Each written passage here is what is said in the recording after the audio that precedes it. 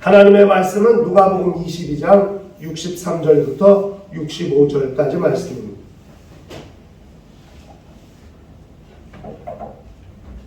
누가복음 22장 63절부터 65절 찾으셨으면 다 같이 한 목소리로 합독을 하시겠습니다. 시작. 질기는 사람들이 예수를 희롱하고 때리며 그의 눈을 가리고 물어가는 이르되 선지자 노릇하라 너를 친 자가 누구냐 하고 이외에도 많은 말로 욕하더라. 아멘.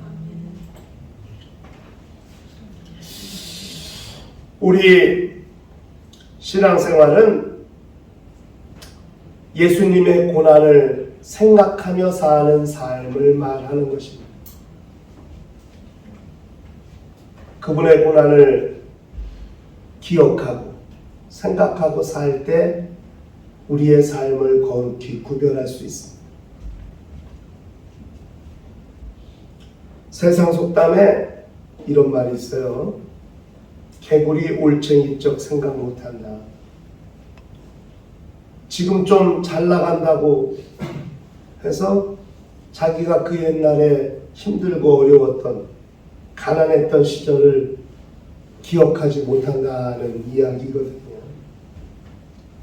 우리 신앙인들은 결코 그런 삶을 살면 안 됩니다. 우리가 어떻게 구원 얻었는지, 예수께서 어떻게 어떤 고난을 당하시면서 우리를 위해 십자가를 지시고 우리를 구원하셨는지 그것을 기억하고 살아야 진정한 신앙인이 되는 거죠. 자식들이 어릴 때는 부모를 의지하고 삽니다. 부모의 도움이 없이는 스스로 뭘 할 수가 없어요. 밥도 먹여줘야 되고 씻겨줘야 되고 똥 좀 싸면 다 치워줘야 되고 그렇죠. 걸음마 할 때 걷기 시작할 때 위험한 데 가지 않도록 돌봐야 되고 넘어져서 혼자 일어나지 못하면 일으켜 세워줘야 되고 다치면 병원 데려가야 되고 다 부모의 도움이 하나부터 열까지 다 필요합니다. 그런데 사춘기가 지나고 청년 시절이 되고 자기가 뭔가 이제 자립하고 스스로 살 수 있다고 생각이 되면 별로 부모에 대해서 그렇게 생각하지 않습니다. 부모가 자기를 어떻게 키웠는지 망각해요. 부모가 자기를 낳을 때 얼마나 고생했고 밤이나 낮이나 잠도 자지 못하고 그렇게 직장까지 그만두면서 자기를 길렀는지 그걸 기억하지 못해요. 다 자기 혼자 그렇게 큰 것 마냥 그렇게 생각을 해요. 그러면 안 되거든요. 크면 클수록 나이가 먹어가면 먹어갈수록 결혼해서 애를 낳아보면 애를 키울 때 얼마나 힘든지 그때 부모가 나를 키울 때도 그랬었구나 그렇게 생각해요. 그래서 부모의 수고를, 부모의 희생을, 부모의 사랑을, 부모의 관심을 알 때쯤 되면 이 세상에 부모가 없어.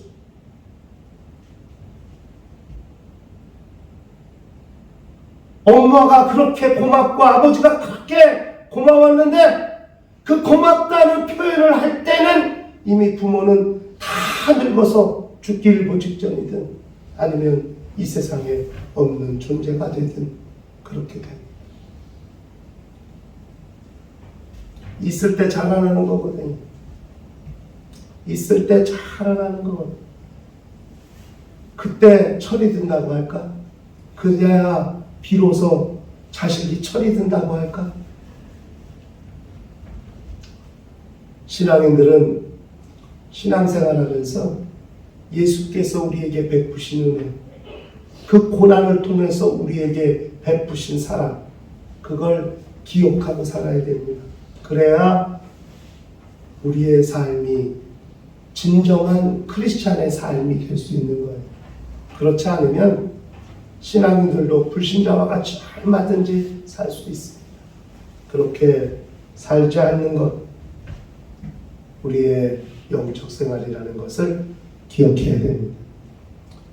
예수께서 당하신 고난, 우리가 예수께서 당하신 고난을 말할 때 주로 기억하는 것이 채찍에 맞으신 것,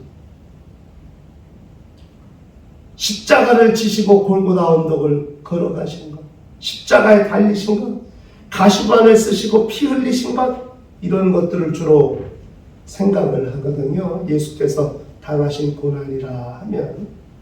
그런데 그 고난을 당하시기 전에 주님이 당하신 고난이 있습니다. 오늘 본문이 기록하고 있는 것이 바로 그것을 말하고 있는 거거든요.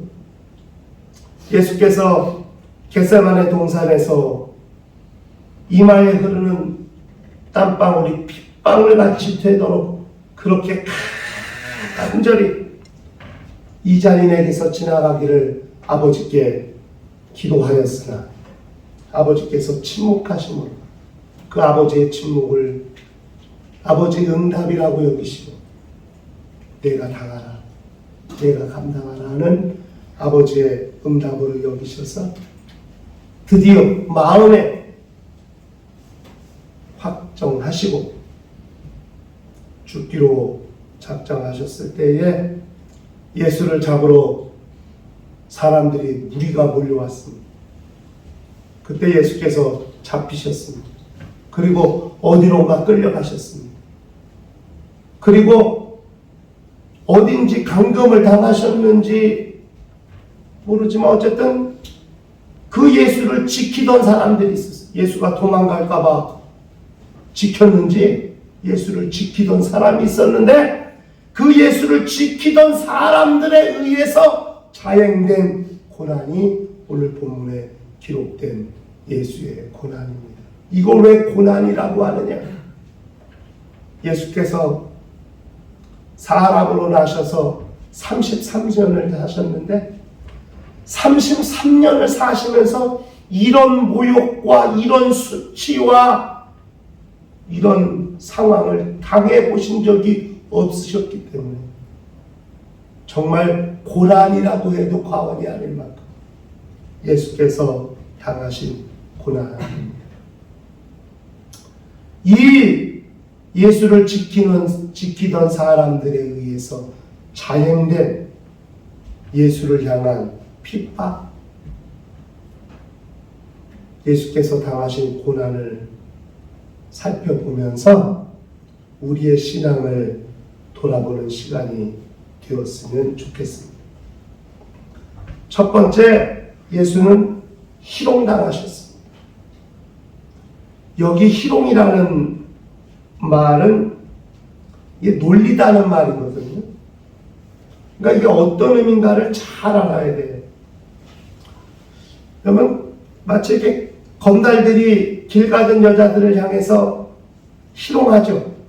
막 놀리고 막 무안 주고 그러죠.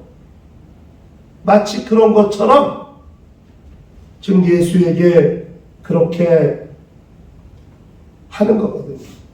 사람인데 사람 취급하지 않는 것 같이. 그 사람을 무시하고 하시하면서 그렇게 말하는 거거든요. 이게 뭐냐면 이 사람들도 예수가 누구신지를 알아요. 예수께서 공생애 동안 행하셨던 이적, 죽은 자를 살리시고 병자를 고치시고 바람과 바다를 잔잔케 하시고 무리를 걸으시고 오병이어의 이적을 행하시고 이분이 행하셨던 능력, 이적을 다 들어서 알고 있어요. 그렇기 때문에 함부로 하지 못해요. 그래서 마치 시험해 보듯이, 찔러 보듯이, 한번 찔러 보듯이 그렇게 예수를 희롱하는 거예요. 어떻게 나오나? 여차하면 도망가려고 하고 예수께서 버럭 화내시면 당신의 늑에서 능력이 행하셔서 이 사람들을 다치기도 할 수 있고 죽일 수도 있으니까. 그래서 그런 여운을 가지고 좀 예수를 희롱하는 겁니다. 여러분, 예수 믿는다는 것 때문에 이런 수모를 당해보신 적 있습니까? 사람들에게 무시당하고 멸시당하고 무관심당하고 같이 일하면서도 예수 믿는 사람이라는 것 때문에 말도 섞으려고 하지 않고 종교가 다르다는 이유로 가까이 하지도 않고 그렇게 왕따 시키듯 말 한마디를 하더라도 비꼬듯이 말하고 이런 수모를 당해보신 적 있습니까? 아마 우리나라 대한민국에서는 별로 없을 수도 있어요. 그러나 이런 수모를 당하는 신앙인들이 지금도 많이 있습니다. 종교, 같은 집안에서 종교가 다르다는 이유만, 불교 집안에서 예수 믿는 사람이 나왔는데 그 예수 믿는 사람 하나를 그 다른 식구들이, 친척들이 얼마나 무시하고 멸시합니다. 이런 수모를 당할 때 우리는 과연 어떻게 하시겠습니까? 화내시겠습니까?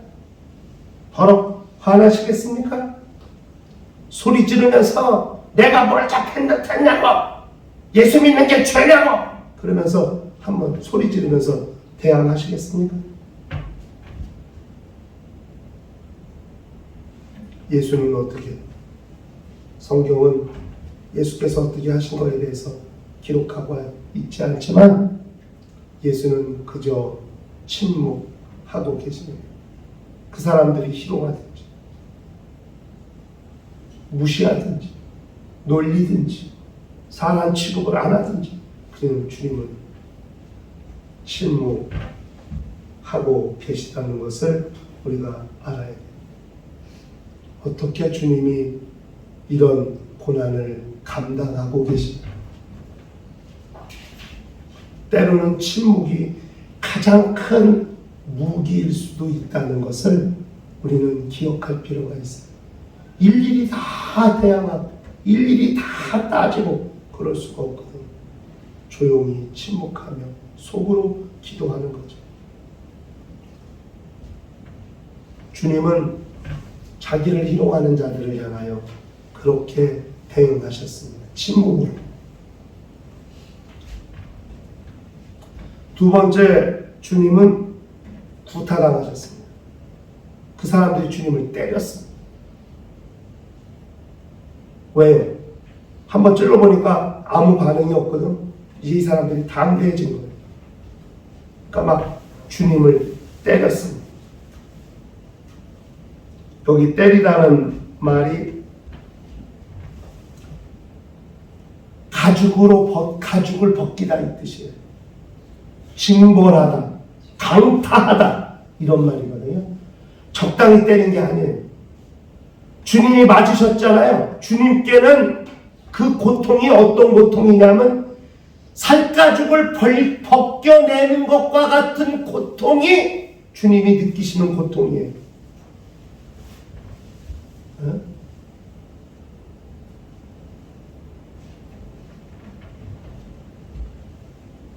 옛날 우리나라가 조선시대 때 대마도를 정벌한 적이 있어요.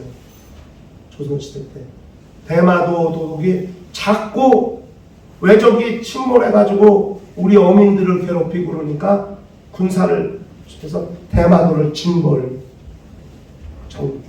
이게 징벌이거든요. 그들이 한 일에 대해 완전히 보복을 하는 게 징벌이에요. 정신 차리고 다시는 그런 만행을 자행하지 않도록, 이게 징벌이거든요. 지금 이 사람들이 주님을 어떻게 때렸는, 그냥 이렇게 따귀 한 대 때린 정도가 아니에요.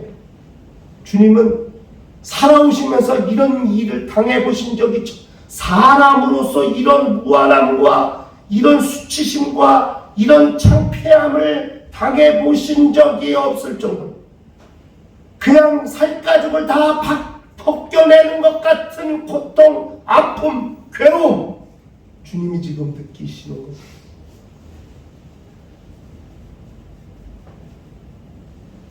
이 사람들의 행동이 얼마나 대범한가. 정식 재판도 받기 전이잖아요. 그런데도 이렇게 실용화하는 것을 넘어서 이젠 대범하게 주먹질까지 하고 때리고 있다. 몽둥이로 때렸는지 주먹으로 때렸는지 발길로 걷어찼는지 아직 재판도 받지 않고 죄가 확정되지도 않은 사람을 이렇게 지금 때리고 있습니다. 우리가 신앙생활하면서 직접적인 손해를 받은 적이 없지만 만약에 이런 고통이 찾아온다면 우리는 어떻게 대응할 것인가? 참아낼 수 있을까? 견뎌낼 수 있을까? 요즘 세상이 얼마나 무섭습니까? 운전할 때 조심하라고 뒤에서 클락션 한 번 울렸다고 보복 운전하고 쇠파이프로 가져와서 유리창 때리고 백밀러 박살내 이런 세상 아니에요?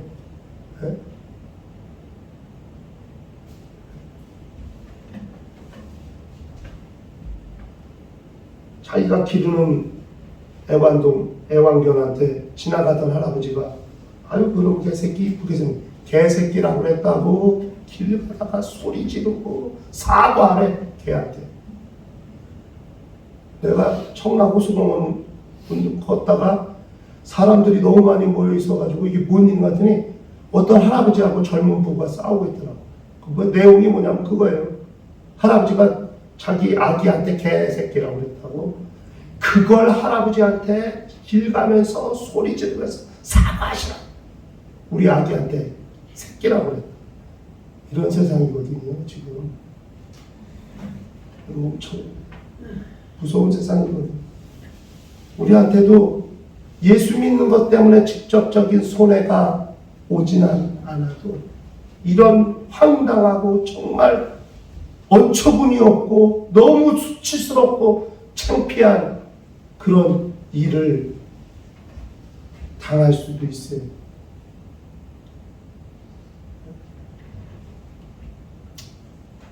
제가 일하는데 여기 이제 블록이요 이렇게 한 1.1m, 통로가 한 1.5m 되나? 여기 이렇게 긴 막대기가 쫙 천정에 매달려 있어서 거기에 불이 들어와요. 그게 점포예요. 그 밑에 이제 불건하면서 불고 박스를 쌓아요.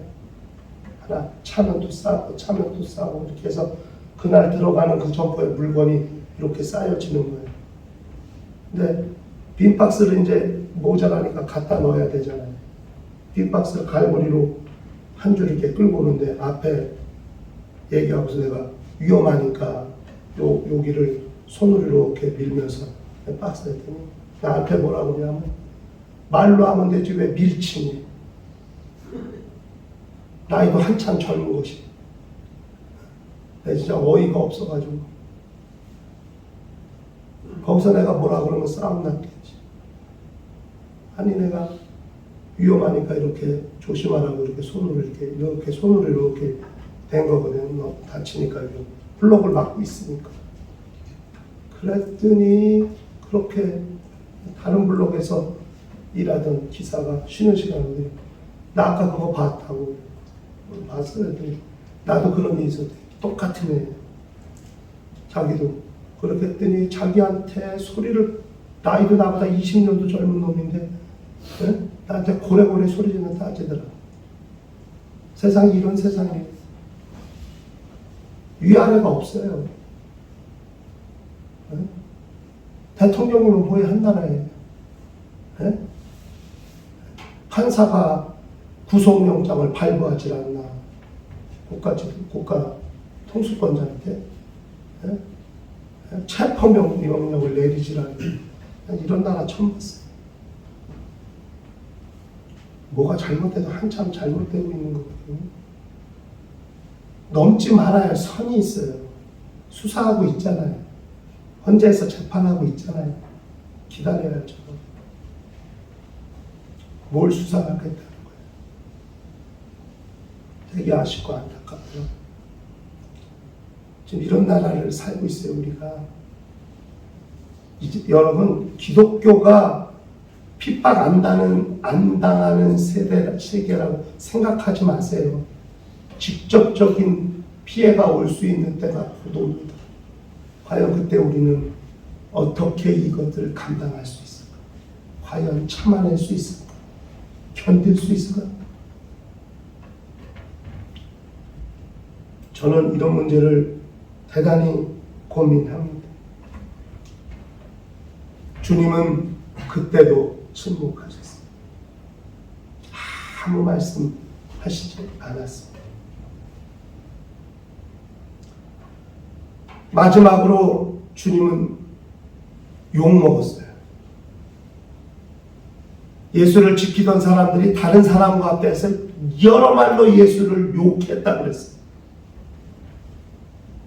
여기 욕하다는 말이 헐뜯다, 중상하다, 참남하게 하다는 말이거든요. 이 참남하다는 말은 신성모독죄가 해당될 때 쓰는 말이에요.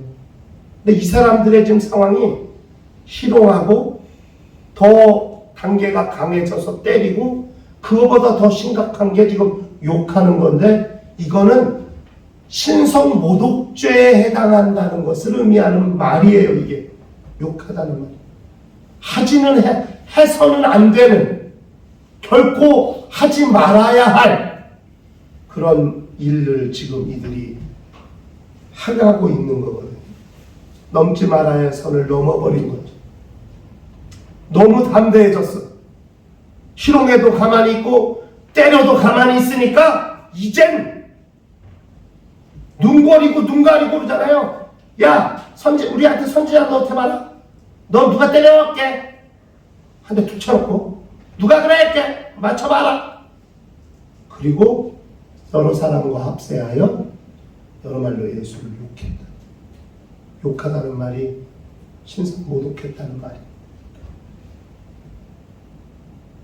희롱에서 구타로, 구타에서 신성모독으로 이들의 죄가 점점 더 강해지고 깊어지고 있다는 것을 말하고 있는 겁니다. 이런데도 주님은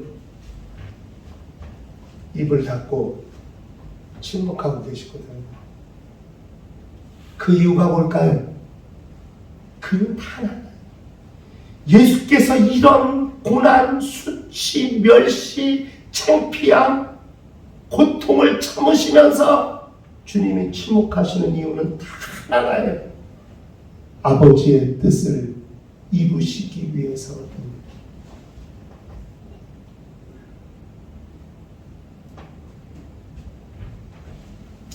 성경은 이런 예수를 기억하라고 말씀하고 있습니다.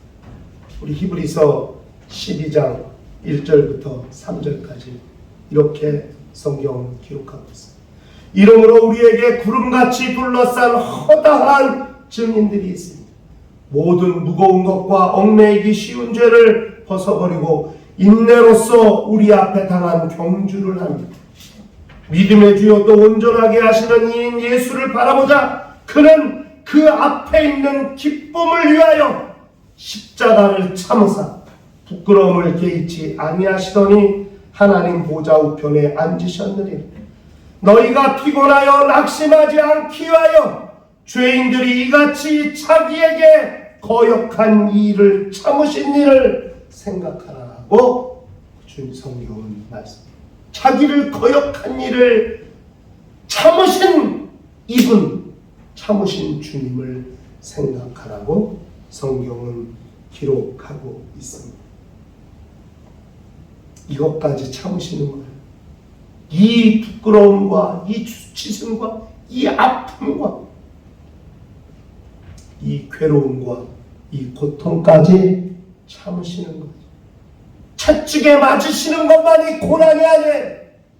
주님이 당하신 이 사람들에 의해 자양된 주님께 자양된 일도 주님께는 고난이고 고난의 시작이라는 것을 우리는 잘 알아야 됩니다. 그렇기 때문에 우리는 예수가 당하신 일을 결코 잊지 말아야 되고 기억하며 살아야 되는 거죠. 바울이 말하길 이후로 나를 괴롭게 말라 내 몸에 예수 그리스도의 흔적을 가졌노라고 그렇게 자기 자신을 향하여 말하고 있는 것처럼 우리 안에 우리 심령에 상처 나듯이 스크래치 나듯이 그렇게 흉이 져 있듯이 예수께서 맞으신 채찍의 흔적이 예수께서 얻어 터지신 주먹으로 얻어 터지신 타박상과 통증의 흔적이 우리의 영혼에 우리의 심령에 남아있어서 어떤 위기가 닥칠 때 어떤 유혹이 닥칠 때 어떤 미혹이 닥칠 때마다 예수께서 나를 위해 희생당하시고 고난당하신 그 상황을 기억하며 그 신앙의 위기를 그 신앙의 미혹의 때를 능히 참고 이기고 견딜 수 있는 영혼들이 되어야 한다는 것을 우리는 기억할 필요가 있습니다. 아멘. 주님은 이런 고난에 대해서 또 이렇게 말씀했습니다. 마태복음 5장 11절 12절에 나로 말미암아 너희를 욕하고 박해하고 거짓으로 너희를 거슬러 모든 악한 말을 할 때에는 너희에게 복이 있나니 기뻐하고 즐거워하라. 하늘에서 너희의 상이 큼이라. 너희 전에 있던 선지자들도 이같이 박해하였느니라. 그렇게 말씀했습니다. 그러므로 우리를 돌아보면서 아버지의 뜻을 위해 어떤 고난이라도 감당하시고 참으시고 침묵하셨던 주님을 생각하면서 우리 성도들의 삶이 그렇게 주님의 고난을 기억하고 사는 거룩한 삶으로 유지될 수 있도록 자기의 영적 생활을 지혜롭게 잘 관리하는 거룩한 심령과 가정과 교회가 되시기를 주의 이름으로 축원합니다.